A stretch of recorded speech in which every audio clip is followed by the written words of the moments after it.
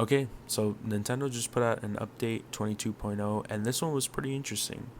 First, to start off light, you can go all the way to the top left, go on your profile, go to your friends, and you can add notes. It can be whatever you want. You can add a note for any friend on your friends list. They also added things to game chat. There were some restrictions, there were some image qualities going on when it came to expanded mode, and, pretty light stuff. But I think the thing that's getting most of the attention here is the handheld boost.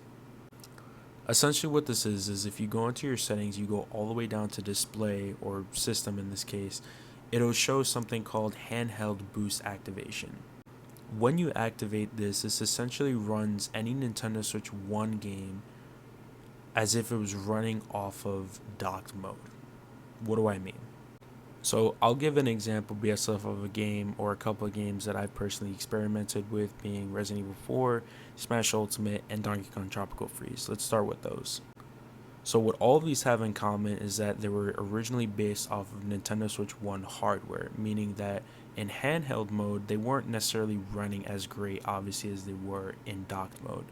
So previous to this update, for example, in Resident Evil 4, Super Smash Bros. Ultimate, and Tropical Freeze, all of these games were running below 1080p, still at 60 FPS, but below 1080p, so that clarification was kind of blurry. Now, when you activate this handheld boost mode, essentially what it does is that it's running the game as if it was running on Nintendo Switch 1 docked mode. So for a game like Resident Evil 4, which is already muddy as hell as it is, you get that nice clarification as if you were running the game on docked mode. Same for Smash Ultimate and any other Nintendo Switch 1 game that is compatible with this, which as far as I can tell, it's a lot of the first party games and some third party games. There are some caveats to this, so any game requiring a touchscreen, you probably can't do that, as that would probably mess it up. I don't know for what reason why you can't use it, but I guess since it's running off of the docked mode, that kind of makes sense. Another thing that they mentioned is that this obviously takes up a lot of power, so this is very power heavy. You probably won't be getting a lot of hours out of this.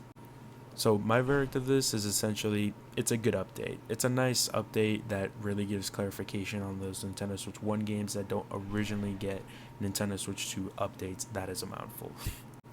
You're not getting anything crazy out of this update like we see with the Nintendo Switch 2 versions of games, like when Nintendo goes back onto specific games and updates them for Nintendo Switch 2 hardware. You're not really going to be seeing anything crazy like that. But let me know what you're thinking about this update.